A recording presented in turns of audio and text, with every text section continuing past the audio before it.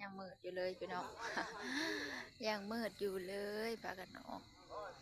มื้อนี้ตัดอ้อยมือสุดท้ายพี่น้องตัดอ้อยมือสุดท้ายแต่เว้นยังบ่ทันละขึ้นจับ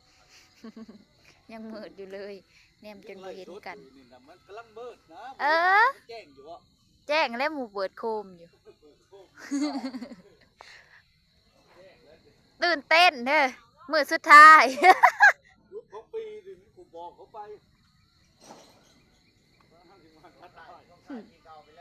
ยืนกระดูกกระเดย พี่นาพูเดอร์ตีบ่เสได็ตัสบัดนี้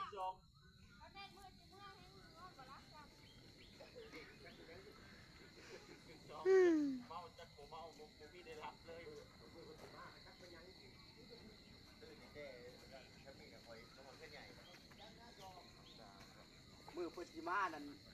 ยังเมาอยู่เดียวนี่นะมือปุจิมามืดตื้อๆเลยมันบัดนั่งทั้งกลางเนาะบัดลมมันอู้เขาอันนั้นแหละกระเจ้างามกระเจ้าตายออกไปเพิ่นผัดเมาล่ะอุว่าจะช่วงอะไรเมาเบียร์นั่นหมู่บ่เห็นได้กินนำย่างของว่านั่งอยู่นอกอยู่ไหนนั่งอยู่มองกันมองเล็กกันนะถ้าเขาเหยียบกันดิตายเองตายหลดปูนเลยตายเข้าบ้านแม่เข้าบ้านแม่เข้าบ้านไปนอนอยู่บ้านเข้าบ้าน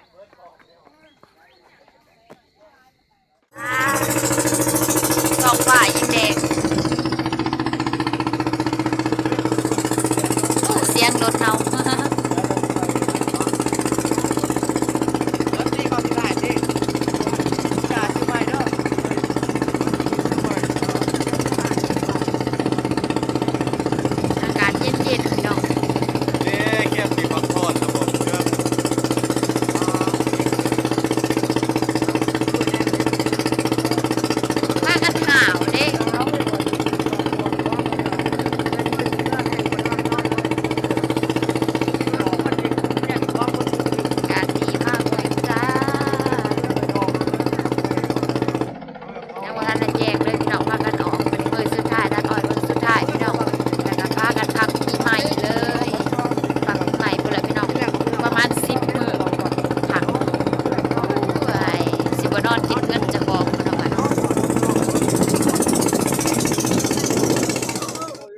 ได้เลยจ้าพี่น้องอยู่เอา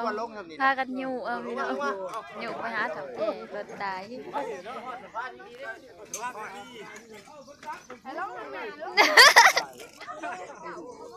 คือบ่จอดให้ลงวะกระจอดก่อนติแหละสิลงน่ะ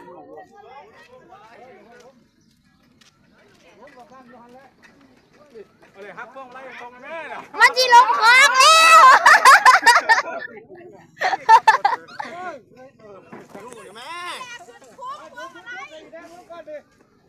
หยุดเนี่ย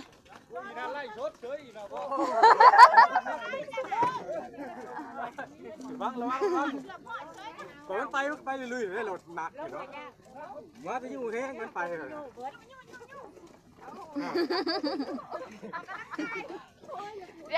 เดี๋ยวจีแพงแห้งไปตัดอ้อยป้าเลยไปวันนี้ป้าห้วยติว่าเลยป้าคุ้มพวกปลาไหลเห็นได้ดิไปเฉยอ้าวไปกุ้งแห้งขี่มันมื่อนี่อันมันขี่จุ่มเฮาแล้วมื่อนี่เอาไม่อยู่นะไม่เคยไปสองเท่าเลยด้วยคือเก่งนะว่าสองเท่านี่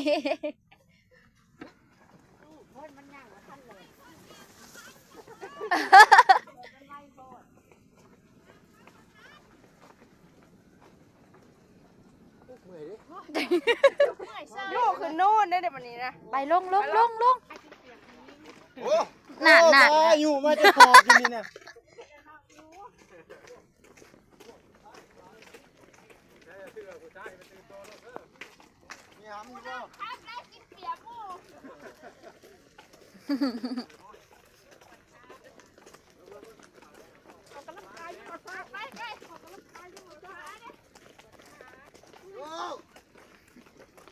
ขี่มันคือมือนี้มันขี่จิ้มเอาไอ้เมื่อย มันบ่เดียวกันสอนเบิดบักหลายคนดิมันตายอยู่วัชคน ก็เจ้าปลูกหยังวะบรรยากาศยามมื้อเช้าพี่น้องนี่วันหยุดพี่น้องเอาสิหยุดงานเราก็ซื้อมาม่าไปตุนไว้ ซื้อมาม่าไปตุนไว้ซื้อขนมซื้อเฮ็ดมาแกงหน้ำใหม่กินพี่น้องวันหยุดเราก็จะแกงหน้ำใหม่กินตอนเที่ยง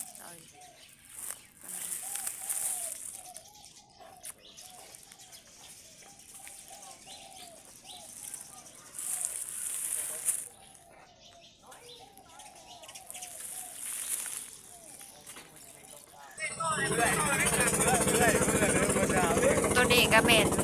สวนตัวเฮาสิตันพี่น้องขี่ได้สวนก็ได้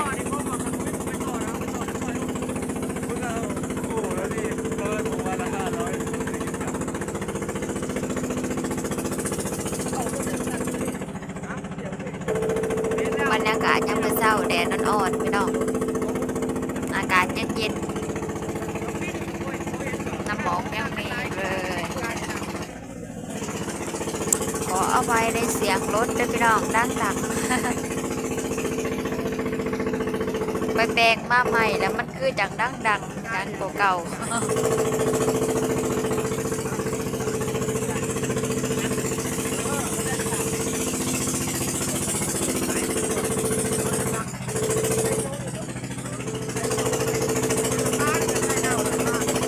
สวนดอกไม้ฝรั่ง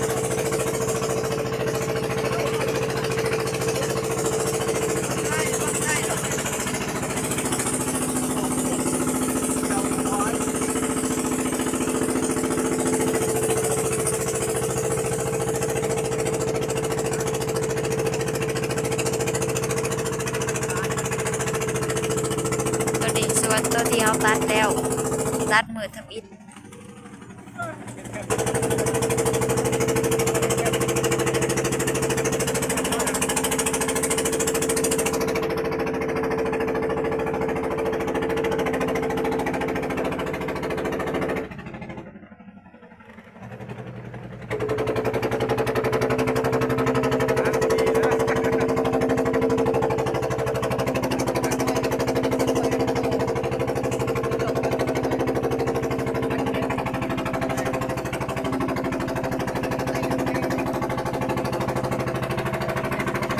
จือก็สวนมันตัวนี้มาบนนี้จนออกมาถึงยอดบนจนยาวสอ่อนเด้ชุดแสงหูแสงตาดินกระจับ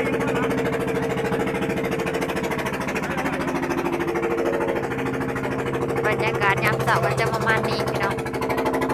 มีหมอกน้อยๆนะ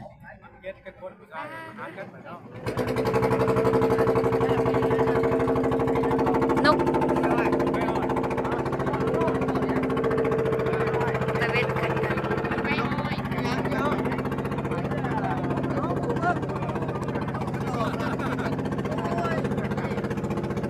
ขี่รถขึ้นภูสู้มองสะพายสู้นะมองสะพายอยู่ในยุลุกพี่น้องลุกผักลุกแหน่เนี่ยถ้าเอาขึ้นสูงๆแนมลงมาก็ยังเห็น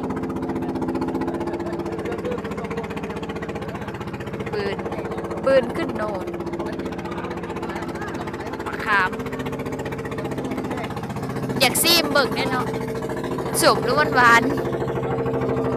โอ้ยปืนไปอยากขึ้นรถนัก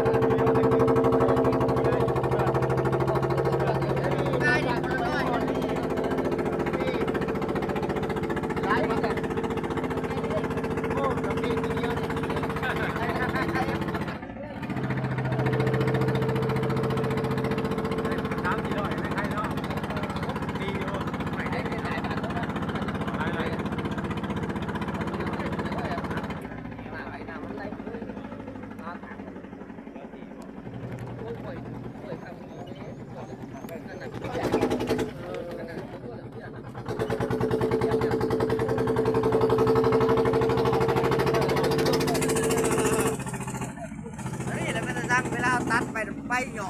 ไปหย่อ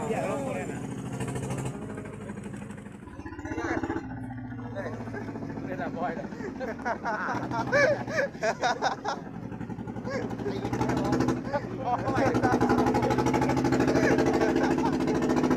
ไม่ตัวแล้วพ่อ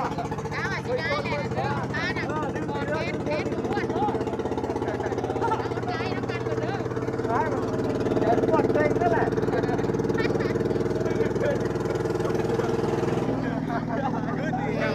กะสิฮอดแล้วพี่น้อง ขึ้นอีกอย่างน้ำแข็งเลยโอ้ย ฮอดแล้วฮอดของเฮาสิ ไปแล้ววันเนี้ยสิว่า ลงแล้ว มายำกระดูกไปว่ะ โอ้ยมันหมดเรียงเนาะแน่นโอ้ยตัดหนาก็เลยเปิดหาจิ๊บหรอใช่ครับลูกกันนั่งชม 1 2 3 4 6 7ยัง8นะ ล็อกไหล่ปลายเนาะอันนู้นเนาะไหล่ปลายเนาะ ถ้าเป็นอ้อยมันตัดง่ายค่ะบอกว่าเขาแต่ว่าอ้อยมันตัดง่ายก็ใส่อ้อย ประมาณน้อยเริ่มเลี้ยงเริ่มสี่ตัวบ่เอาเขาแหม ขี้กลักเกิบ สอง ไปผมได้กี่เสียนห่วย 2 โตวก็พอแหละติ มีสงสารมันเหมือนเวลาเขาเลี้ยงแล้วเขาผันนี้ วายโล ไปโจทย์อยู่กับบู นอนมองตัดอ้อยแล้วมื้อนี้สิตัดอ้อยมื้อสุดท้ายเนาะตัดมื้อนี้แล้วก็แล้วก็ได้มื้อพักก่อนพี่น้องจ้าเพราะว่าก็จะสิปิดโรงงานพักปีใหม่อะนะพี่น้องได้พักหลายมื้อก็ดอก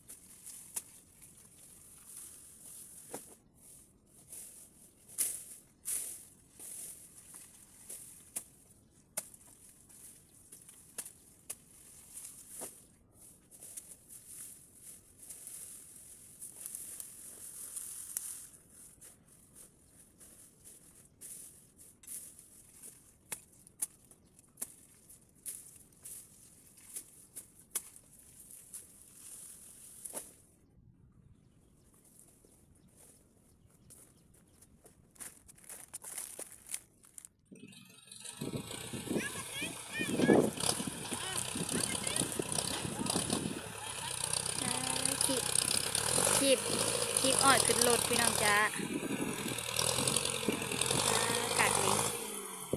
แต่มันจะคีบใหญ่ เพื่อเขาสิได้ซ้ำนั่นนะห่วยติ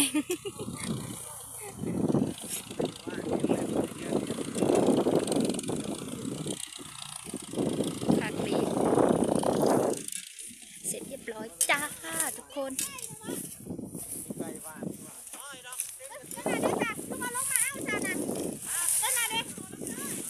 ฮะ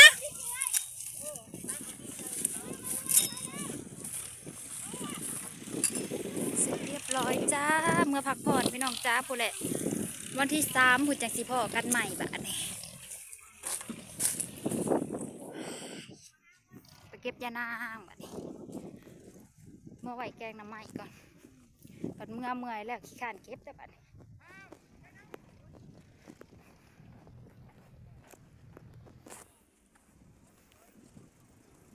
วันที่3ผูกบ่บัดนี่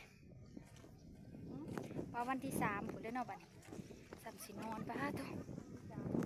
ก็แต่ว่าวันที่3เปิดหีบนะวันที่5ตัด2 มื้อ3 กับ 4 5ก็ขึ้นไปโลด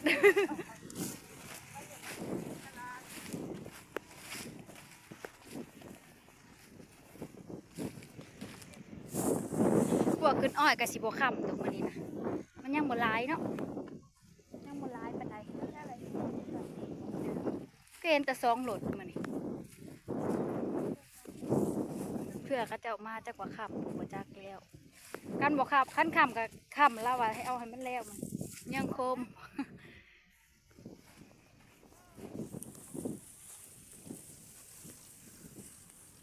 ว่าพักกันอย่างมาดำก็ถุงยัง